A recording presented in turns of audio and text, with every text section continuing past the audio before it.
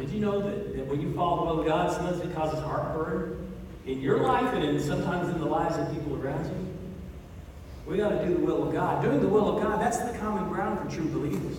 Jesus even said this on the Sermon on the Mount. He said, not everyone that says to me, Lord, Lord. He said, not everyone that's going to call themselves a Christian, not everyone that's going to be a member of a church, not all those people are going to enter the kingdom of heaven, believe it or not.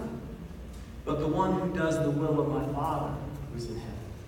See, doing the will of God, doing those things that God calls you to do, accomplishing His will, that's the mark of living faith. Here's what Jesus did. He went to an inappropriate place, Samaria. He talked and had an inappropriate interaction with this woman there. And this person had a reputation. It was just really bad. And instead of shaking the dust off his feet in that area, you know what he did? He shared life-changing truth with them.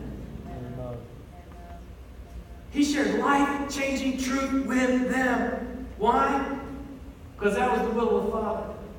And you know what? It wasn't a drain on it. It fed his spirit. I'm not talking about obedience here. I mean, it is obedience.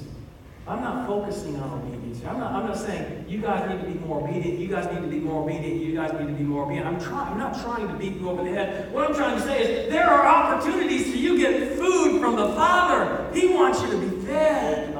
He wants you to be satisfied. There's no better thing in being satisfied than doing what God has called you to do. Amen. It fills you up.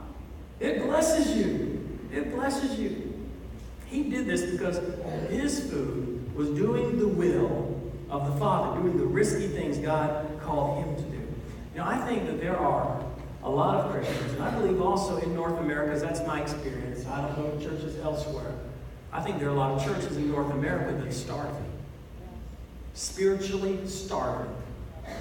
Incrementally getting weaker and weaker and weaker and weaker. And you know why?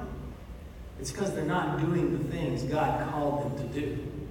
They're doing the things that got comfortable to do. I tell you what, you want to be fed individually as a church, we got to do the things God calls us to do, even the risky things God calls us to do. There are people who call themselves Christians. There are churches who call themselves churches of Jesus Christ who don't and won't engage in sharing Jesus when it gets messy. You know what?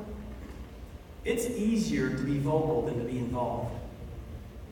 You can step into the hard ministries, and you'll have like 10 people telling you why you shouldn't be doing that.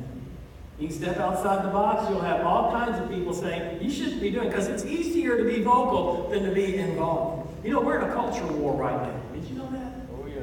We're in a culture war, and it's not a political war. It's a war of the heart. There's about half our country right now that believe that moral truth just comes from whatever human beings think. It's coming out of human thought and process. There's about half our country that's saying that moral truth is absolute, and many of those say that it's coming from the Word of God. But there's this culture war going on, and how are we going to engage? It's so easy to be vocal in condemning Islam and Muslims. What's harder and riskier? Learning how to share faith with someone of Islamic faith.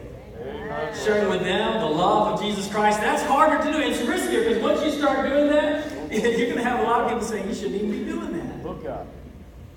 That's risky. That is risky. You know what's really hard and risky?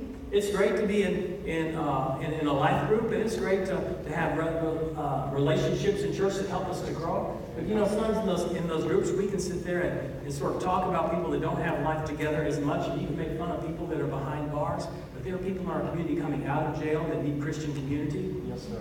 And what would it be like if your life group would be welcoming to people that had messy lives, that had a past, into your life group? Let me tell you, to be a welcoming life group for people with a past, I want you to know there are people in your life group, they don't want to share their past. They're afraid of what people are going to say, people are going to do.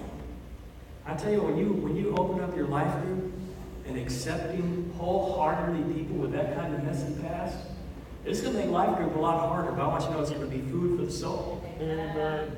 And it's going to grow. It's going to grow. In a personal way, it's so easy to be vocal and say, you know what, the children's ministry is not what it needs to be, or the youth ministry is not what it needs to be. They need to be doing things differently. It's easy to be vocal. You know what, it's harder to be involved. You know what's riskier? Saying, I'm going to go serve. I'm going to go help. I mean, that's what happens, okay? And you're gonna deal with messy lives, because I want you to know our kids are growing up in a messy culture with messy lives. And they need people that are willing to get engaged in the messy lives and share the truth of Jesus Christ. And it's risky. I want you to know if you